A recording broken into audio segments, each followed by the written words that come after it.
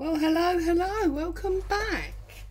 I'm not going to mention that it's another hot sticky day because we all know that. So, like probably all of you, I have been watching the super helpful videos that Tracy Fox has been doing about how, you know, to achieve some of your desired things without having to spend a lot of money. We all love Tim Holtz, he's got some wonderful stuff. But, you know, times are hard. We haven't all got the budget. So, I'll be honest with you. I am foolishly doing this without having pre-tested it. So it may not work. But we're about to find out. Now, I love tags. You know, I've always loved tags. So I'm going to work on a tag today. But what I want to do is I want to create a rust effect. Now, lots of people have done this, so that in itself is not new, but most people use the crackle glazes or the I can't think what it's called, crystal paste or something like that, so you get that rough look. All the bits are coming off. Look, my dauber, I really must get a new one out, but anyway. And I am going to try to create the same effect using of the bobbly old rust, but I'm going to use easy household things. Now, maybe a disaster, may work, who knows, we're about to find out. I think it'll work, I don't see why it wouldn't. So I've got a basic tag cut, it's my standard 6x3, and I have also got, so obviously I've inked up the edge, I have also got a collection of inks. Now for the rust I'm really looking at using browns and oranges and thick blues. So I've got the Spice Marmalade. Now obviously I've not bought these specially for this, I already got these. This is where it's saving money, we hope. I've got the Salvage Patina, so I'm definitely going to use them because I think they work well for the rust. I've got this copper metallic spray that doesn't always spray very well, but we'll have a go with that. I have got Blueprint spray, and I have got Gathered Twigs spray, okay? And I've also got just black archival if I want to do some stamping, which I definitely do want to do. And because obviously the PVA has water in it, I'm going to use the archival for stamping, as I always do. And I'm afraid it's going to be noisy because I've got my blower tool here to dry things in stages. And you've seen me do these quite frequently now, where I put a number of stamps on the block together and stamp them all together. Now, here I've got two different types of stamps because obviously I've got the ones that have got the grey backing, which are much higher than the clear silicone ones. But the reason I've done it like this is because then when I pull these off, it will fit nicely round that, okay? And obviously only the grey ones are going to be inking up at this stage.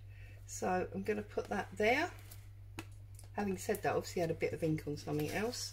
And then I'm going to put it down there, like that, okay?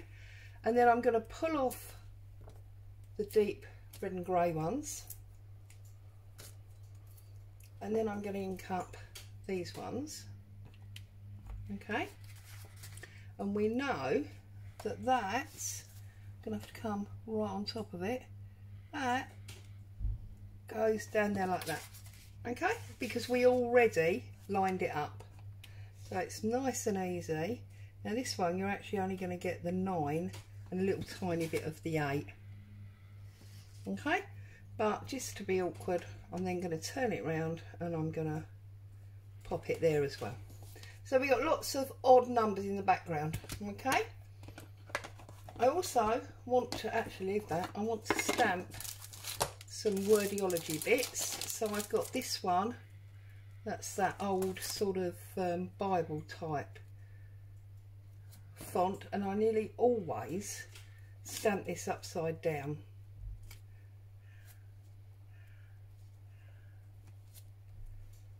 So, oh no, not so bad. Not so bad today. It's up the right way at least. So having got them stamped on there, I'm now going to try and make my rust. So the way I'm going to try and make my rust is I've got PVA in here. It's basic, cheap, everyday PVA, which is 2 parts PVA to 1 part water. I'm going to put my brush in and I'm going to put this PVA where I want my rust. Okay, so let's move it up to make sure you can see. So I'm going to go very odd areas, definitely on the edges, some coming in further than others, and then maybe, you know, a bit in the middle. You know how things rust. Maybe not that corner might have been protected by something. Okay, and then I've got good old-fashioned salt. So what I'm going to do now is I'm going to grind my salt onto my PVA like so. Okay, and then I'm going to take a book page and I'm just going to press it. Now obviously some of this will fall away because it's not all going to stick in the glue, but we don't mind some of it falling away. We just don't want too much of it falling away. So let's see, let's hold it up, give it a shake, and then the bits that are not stuck will fall off. We can get rid of that page. It's a little bit like when you're doing embossing, get that out of the way. Okay, and now I'm going to dry it, so sorry about the noise.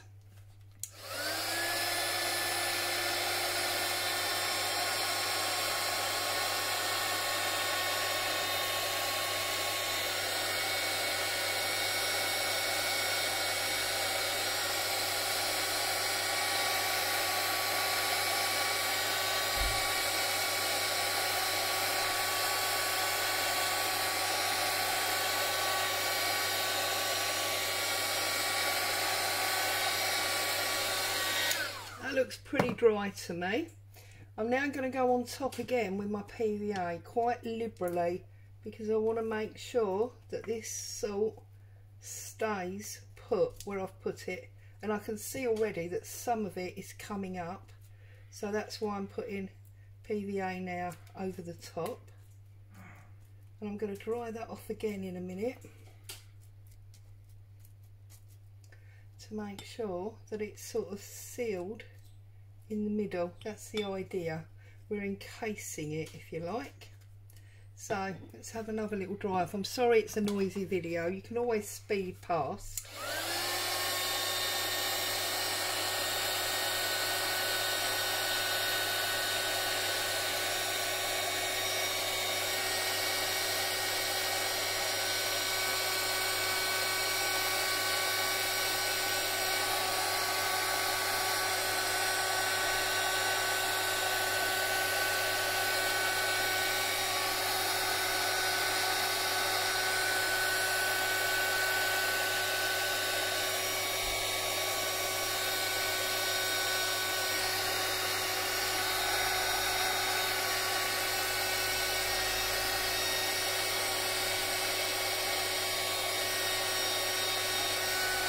Obviously going to take a little bit of drying. I wish I was more technical and I could stop and fast forward to it done, but I'm not, so you're going to have to just slide forward if you don't want to wait. But I really want to show you the whole process without any cheats.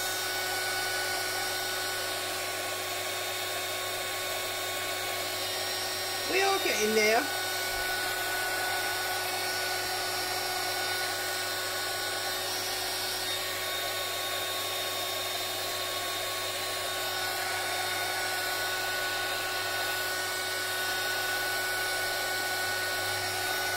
Now, I'm not suggesting for 1 minute that nobody's ever done this before, but I've definitely not seen it. I know years ago when I worked in interior design, we used to use coffee grounds to get a similar effect.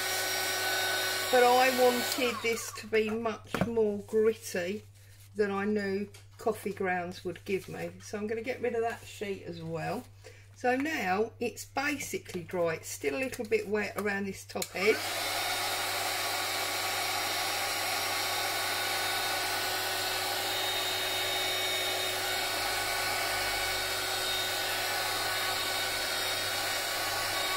So, also of course, the salt will melt in the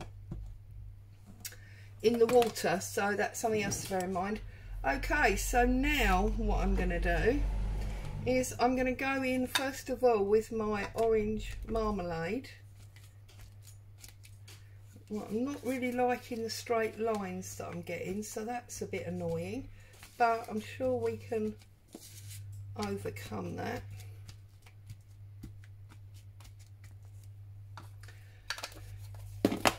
And I'm going to put a bit of water on it and activate that ink.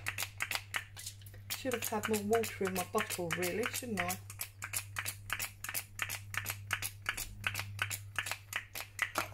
Right, and then let's just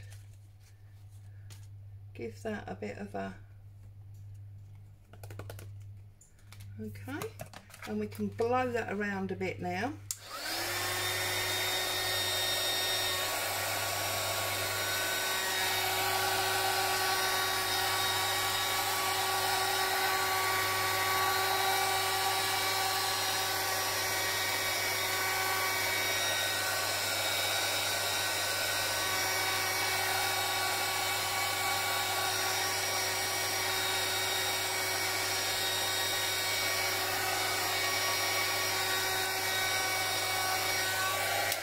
Okay, now I want to give it a little bit of brown.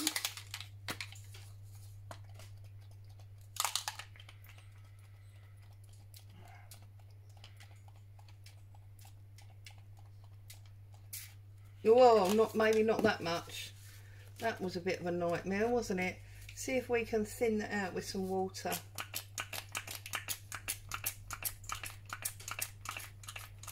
There we go. It's an easy way of thinning that out, wasn't it? Get rid of that one. Don't you just love it? Should have tested this out, shouldn't I? Never mind, you can learn with me.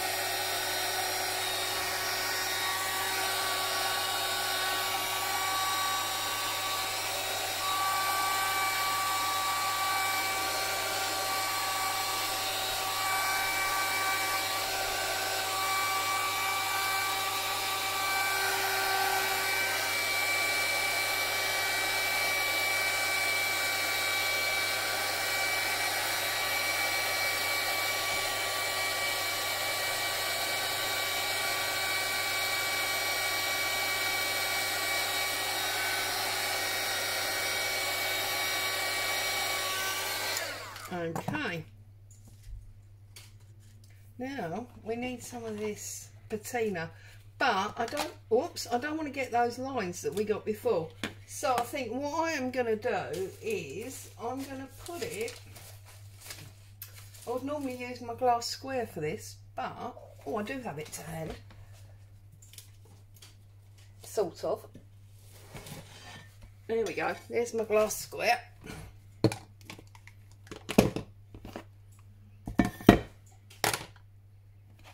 So let's get some of this on here. This is obviously the patina. Get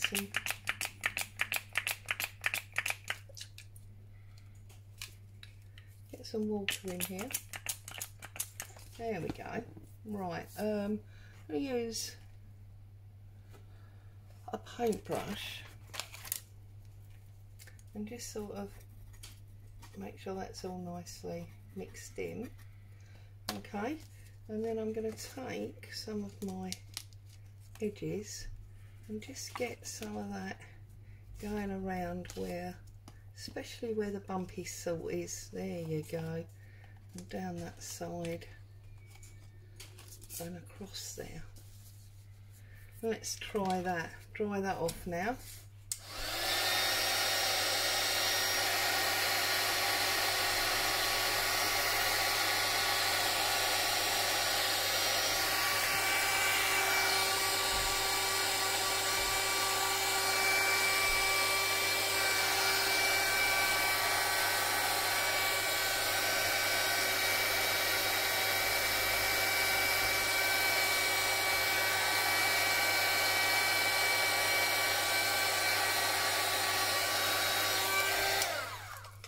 Okay, how are we doing? It's definitely dry. And I will dry this off. It looks like I'm needed. 1 second. No, I'm not needed. I'm getting waved at. Hubby wants to look out the front window. He doesn't actually want to talk to me. If only we were needed, eh?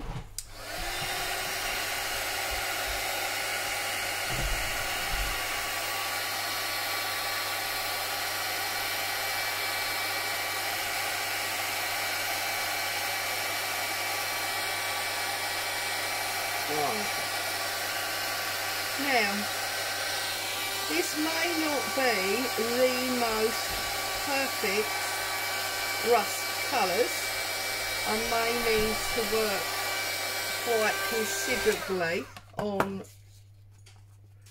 the colouring, but do you know what? The whole texture paste is what it's called, that seems to me to be pretty much stuck.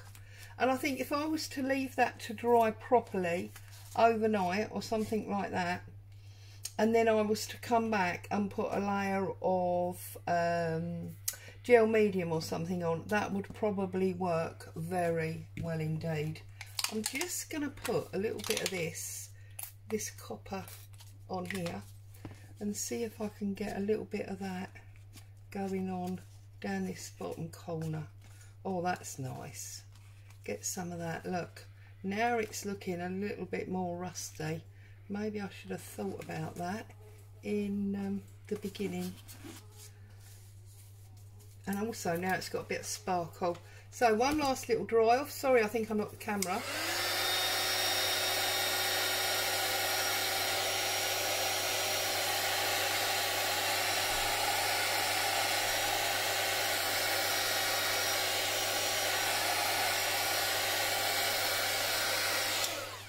Right, so there you go. I'm going to sit here and continue to play, but go and get your glue and your salt out and see it, and your inks, and see how you get on, because do you know what? I think I'm quite happy with that. It may not be complete rust, but it's definitely on its way. I'm going to keep playing with colours, and I'll share some pictures of the rest of the results. As always, thanks so much for joining me. Stay safe. I'll see you again very soon. Bye bye for now.